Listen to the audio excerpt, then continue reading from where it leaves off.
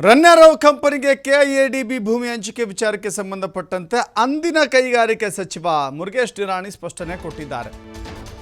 ಅಂದರೆ ಮುರುಗೇಶ್ ನಿರಾಣಿಯವರು ಮಂತ್ರಿಯಾಗಿದ್ದ ಸಂದರ್ಭದಲ್ಲಿ ರನ್ಯಾಗೆ 12 ಎಕರೆ ಕೆಐಎಡಿಬಿ ಭೂಮಿ ಮಂಜೂರಾಗಿದೆ. ಈ ವಿಚಾರದಲ್ಲಿ ರನ್ಯಾಗೆ ಸೇರಿದ ಕಂಪನಿಗೆ ಭೂಮಿ ಹಂಚಿಕೆ ಆಗಿದೆಯಲ್ಲ, ಹಂಚಿಕೆ ಲೋಪ ಆಗಿಲ್ಲ ಅಂತ ಹೇಳಿದ್ದಾರೆ ಅವರು. ಮುರುಗೇಶ್ ನಿರಾಣಿ ಯಾವುದೇ ಕಾನೂನು ಉಲ್ಲಂಘನೆ ಮಾಡಿಲ್ಲ. ಸಿಎಂ ಅಧ್ಯಕ್ಷತೆಯ NHLC ಕಮಿಟಿಯಲ್ಲಿ ಚರ್ಚೆಯಾಗಿದೆ. ಹೈ ಲೆವೆಲ್ ಕಮಿಟಿಯಲ್ಲಿ ಚರ್ಚೆಯಾಗಿದೆ. ಎಲ್ಲ ಪರಿಶೀಲನೆ ಬಳಿಕವೇ ಭೂಮಿಯನ್ನು ಮಂಜೂರು ಮಾಡಲಾಗಿದೆ. ಏನಾದರೆ ಅನುಮಾನವಿದ್ದರೆ ಪರಿಹಾರ ಮಾಡಿಕೊಳ್ಳಬಹುದು.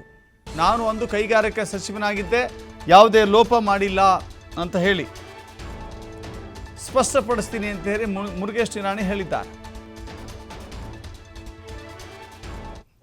ಒಬ್ಬ ಉದ್ಯಮಿ ಅವರು 2022ರಲ್ಲಿ 12 ಎಕರೆ ಭೂಮಿ ಬೇಕು ಅನ್ನುವಂಥದ್ದನ್ನು ಒಂದು ಮನವಿಯನ್ನು ಕೊಟ್ಟಿರ್ತಾರೆ. 2023 ಜನವರಿಯಲ್ಲಿ ಅದು ಕ್ಲಿಯರ್ ಆಗಿರ್ತದೆ. ಆ ಸಂದರ್ಭದಲ್ಲಿ ಕೈಗಾರಿಕಾ ಸಚಿವನಾಗಿ ನಾನು ಆ ಚೇರ್ಪರ್ಸನ್ ಆಗಿರ್ತೇನೆ.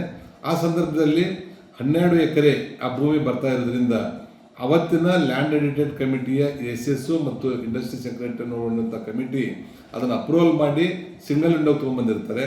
ಆ ಸಿಂಗಲ್ ವಿಂಡೋದಲ್ಲಿ 30 ಜನ ಹಿರಿಯ ಅಧಿಕಾರಿಗಳು ನೋಡಿದಂಥ ತಂಡದಲ್ಲಿ ಆ ಪ್ರಾಜೆಕ್ಟದ ಸಾಧಕ ಬಾಧಕಗಳನ್ನು ಚರ್ಚೆ ಮಾಡಿ ಅದನ್ನು ಅವರಿಗೆ ಆ ಸಂದರ್ಭದಲ್ಲಿ ಅಲಾಟ್ಮೆಂಟ್ ಮಾಡಿರ್ತಾರೆ. ಇದರಲ್ಲಿ ಕೈಗಾರಿಕಾ ಸಚಿವರದಾಗಲಿ ನಮ್ಮ ಹಿರಿಯ ಅಧಿಕಾರಿಗಳದಾಗಲಿ ಯಾವುದೇ ರೀತಿಯಿಂದ ಕಾನೂನಿನ ಲೋಪದೋಷಗಳು ಆಗಿರೋದಿಲ್ಲ. ಯಾವುದೇ ರೀತಿಯಿಂದ ನಾವು ಅವ್ರಿಗೆ ಫೇವರನ್ನು ಮಾಡಿರೋದಿಲ್ಲ ಅನ್ನುವಂಥದ್ದನ್ನು ನಾನು ಸ್ಪಷ್ಟೀಕರಣ ಕೊಡಲಿಕ್ಕೆ ಇಚ್ಛೆ ಪಡ್ತಾ ಇದ್ದೀನಿ. ರನ್ಯಾರಾವ್ ಅನ್ನುವಂಥ ಒಬ್ಬ ಉದ್ಯಮಿ ಅವರು 2022ರಲ್ಲಿ 12 ಎಕರೆ ಭೂಮಿ